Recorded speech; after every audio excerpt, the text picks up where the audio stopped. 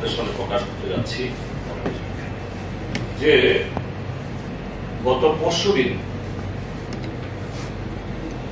সারা রাজ্যের মধ্যে তো কোনো আনন্দ নেই,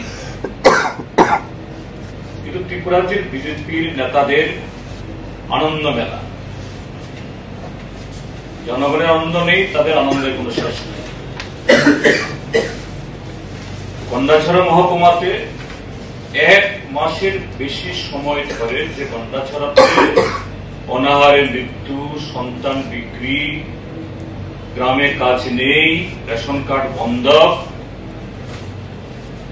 সেখানে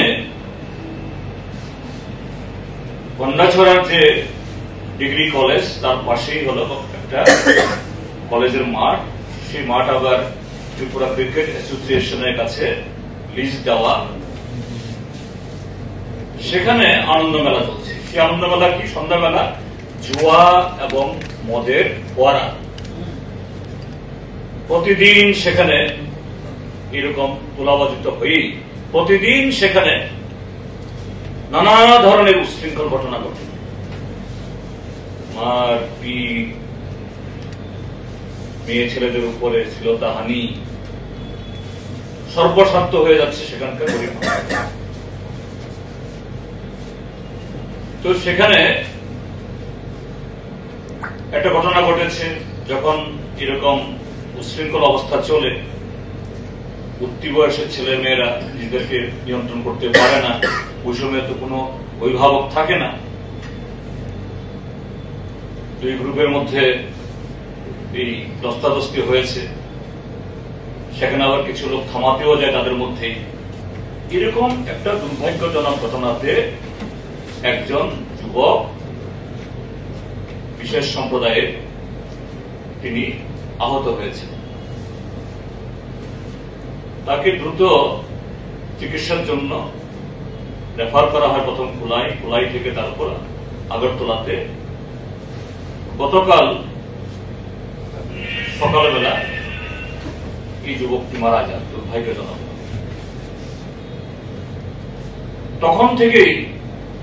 তখন থেকে শুধু নয়, তার আগে থেকেই, ঘটনার পর থেকেই এলাকাতে থমথমে ভাব।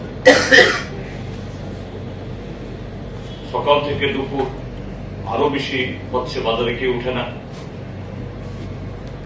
সন্ধ্যার দিকে এই যে দুর্ঘটনা বা এই সংঘর্ষের যে এই মৃত ছেলেটির লাশ যায়, সেখানে পৌঁছে তারপরে তাণ্ডব সৃষ্টি হয়। রাতেবেলা অসংখ্য বাড়িঘর, দোকানপাট পুড়েছে, লুট হয়েছে, গবাদি পশু জীবন্তভাবে মারা গেছে, শিশু, মহিলা প্রাণ রক্ষার্থে জঙ্গলে গিয়ে সারা রাত, গতকাল অল্প বিস্তর বৃষ্টিও ছিল, এই অবস্থার মধ্যে না খেয়ে না দিয়ে রয়েছে। কিন্তু দুর্ভাগ্যের, সকাল থেকে যেহেতু উত্তেজনা, সেখানে পুলিশ ছিল না তা নয়। আমি এই খবরগুলো জানছিলাম এই সালেমাতে বসে বসে, তখনই আমার ডিএম এর সাথে কথা হয়। আমি ডিএম কে বলি, আপনি আরো ব্যবস্থা নিন, এসপি কে পাঠান সেখানে। বলছেন স্যার এসপি যাবে, আমি দেখব। কিন্তু এসপি পরে খবর নিলাম, গেছেন, কিন্তু তারপরও এই ঘটনা থামাতে পারেনি। প্রায় রাত 2টো অব্দি তাণ্ডব চলেছে। আজকে সকালবেলা যারা জঙ্গলে লুকিয়েছিলেন সবাইকে জড়ো করে সেখানে আনা হয়েছে, এবং এদেরকে, যাদের ঘর বাড়ি নেই, স্বাভাবিক কোথায় থাকবে, প্রশাসন থেকে চেষ্টা হচ্ছে।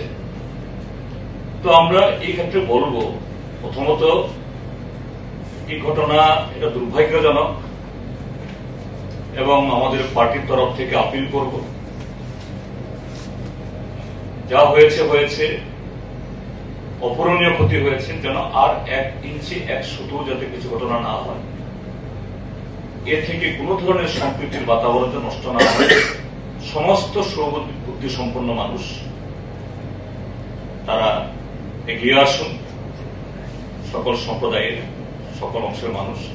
ইভেন আমি গতকাল রাত্রিবেলা যখন এই ঘটনা থামছিল না, শুধু প্রশাসন না, রাত্রিবেলা আমি ডিজির সাথে কথা বলেছি। আমাদের প্রাক্তন মুখ্যমন্ত্রী মাননীয় মানিক সরকার, তিনি মুখ্যমন্ত্রীর সাথে কথা বলেছেন। আমরা বলেছি যে এসপি কে পাঠালে হবে না, একজন সিনিয়র মোস্ট একজন অফিসারকে পাঠান। ডিজি সাহেব তখন বলেন ঠিক আছে, আমি একজন আইসি কে পাঠাচ্ছি। তো শুধু তাদের সাথে না, যেহেতু এই সময় এতে সবাই এগিয়ে আসা দরকার, আমি বিজেপি নেতাদেরও ফোন করেছি ঘন্টাছাড়া, যাদের সাথে আমার পরিচয় আছে, আপনারা নামুন, সবাই মিলে যদি নামেন, চেহারা দেখান, কথা বলেন, থামানো যাবে। তো আপিল করছি, কিন্তু এর পেছনে একটু বলা দরকার কেন এই ঘটনাটা ঘটল। যে এখন বর্ষার সময়, বর্ষার সিজন, অভাবে পারছে না, কি করে প্রশাসন এইভাবে সপ্তাহের পর সপ্তাহ এই আনন্দমেলার পারমিশন দেয়? এটা শুধু গন্ডাছড়াতে না, ত্রিপুরাজ্যের বহু এলাকাতেই প্রায় 365 দিন এরকম কিছু সংস্থা, বাইরের কিছু লোক আসে, আর তার সাথে প্রত্যেক মহকুমাতে এখন একটা গাঁজা জুয়া এর একটা সিন্ডিকেট তৈরি হয়েছে। এদের সাথে শাসক দলের যারা হুমরা চুমরা, এদের সাথে হরম মহরম। আর সেই হুমরা চুমরারা যখন পুলিশকে বলে, প্রশাসনকে বলে, তাদের আর পারমিশন, অনুমতি পেতে কোনো অসুবিধা হয়।